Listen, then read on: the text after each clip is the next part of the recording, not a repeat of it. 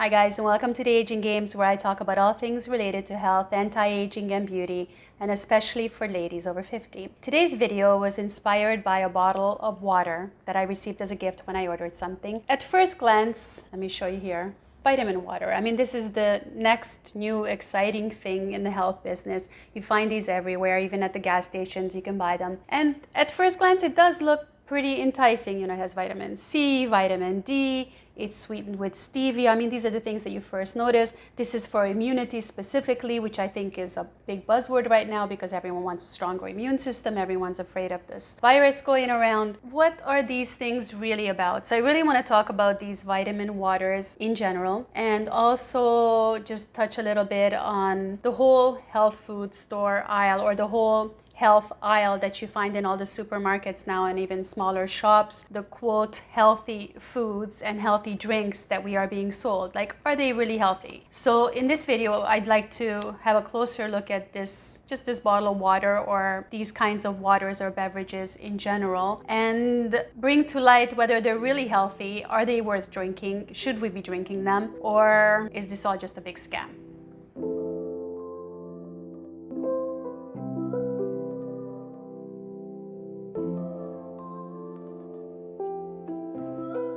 So as you probably noticed, there are all kinds of different vitamin waters available now. There's ones for immunity, for weight loss, for energy, for vitality. Funny enough, the vitality actually contains a lot of caffeine, so I'm not sure how caffeine and vitality relate, but I'm sure the people who made the water do. And there's a lot of interesting things to look at. So let's look at some of the ingredients that are in this water. The first ingredient is water, but just plain water. It doesn't say filtered water. It doesn't say spring water. So obviously we know we're just talking about tap water, expensive tap water. I mean, that's the start. Already, I have a big problem with that because I don't drink tap water. We have a filtration system in our house. So if we're drinking from the tap, we're drinking filtered water with a really good quality filter that we change on a regular basis, or we drink a lot of spring water, mineral water. So even though the top label on the front of the bottle will say sweetened with stevia, the second ingredient in the bottle is actually fructose. And this you will see a lot if you're checking labels and reading the ingredients of the products you're buying. I don't have a problem with stevia. It's probably one of the safer sweeteners that you can have if you're trying to avoid sugar. But you know, when they say for gums, for all kinds of different products, they will say sweetened with stevia. And then you go and you read the labels a little bit further, and then there's sugar, and then there's aspartame, artificial sweeteners. There's all kinds of junk in there.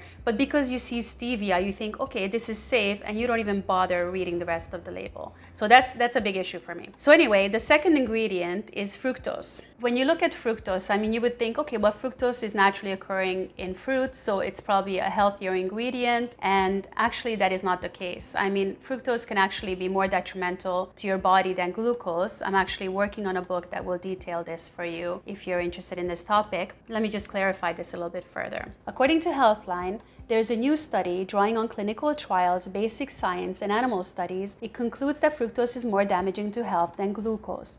The study lays out a series of findings that show the digestive tract doesn't absorb fructose as well as other sugars. More fructose then goes into the liver. Too much fructose in the liver eventually creates a cascade of metabolic problems that includes fatty liver disease, systemic inflammation, type 2 diabetes, and obesity. So these are probably all things that you don't want when you're trying to drink vitamin water and you're paying attention to your health and you're trying to get healthy. Perhaps you're trying to lose weight, or you already have diabetes or other issues that you're dealing with. Is this water really for you? But let's see, maybe the sugar content is very small, so you know, the fructose would not really bother you. But let's have a look. Let's look closer. So actually, in 100 ml of water, we have almost 5 grams of carbohydrates, which means almost 5 grams of sugar. And this is a half a liter bottle. So that means we're talking about almost 25 grams of sugar in this one small bottle that you would just drink in a few minutes. So the problem with this is, if you're on a low carb diet, ketogenic diet, or a low carb high fat diet, you're probably really watching your carbs.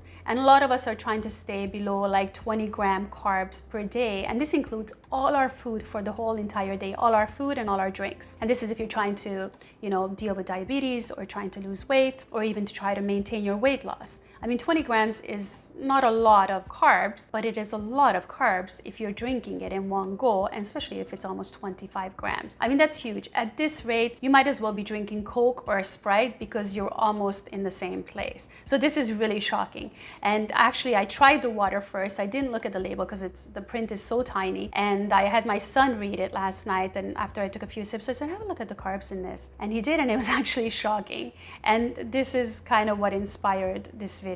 But sadly, the issue doesn't really end there. So we're talking about a lot of sugar. We're talking about tap water, a lot of fructose in there. I'm sure there's a little sprinkle of stevia, which is expensive, so they probably didn't want to put too much in there, and also actually would also give it a very different taste. Stevia has a bit of an aftertaste, which takes some getting used to, so some people might not like it. It's much easier to sell fructose, and also with fructose, what happens is fructose tricks your brain into eating more and drinking more, which is a trick that the fruit uses so that you continue eating and then spreading the seeds around. Again, more about this in my book, but it's really interesting that fructose is actually more addictive to your brain and to your body than just regular table sugar. Let's keep going down the ingredient list. And the next thing we notice is there are a few preservatives in this bottle, which probably they need, but there are, better alternatives. So the first preservative is sodium benzoate. So what's the problem with sodium benzoate? Let's have a look. So sodium benzoate combines with ascorbic acid, vitamin C, to form benzene, which is a known carcinogen. Factors such as heat and time can affect its development. Okay, so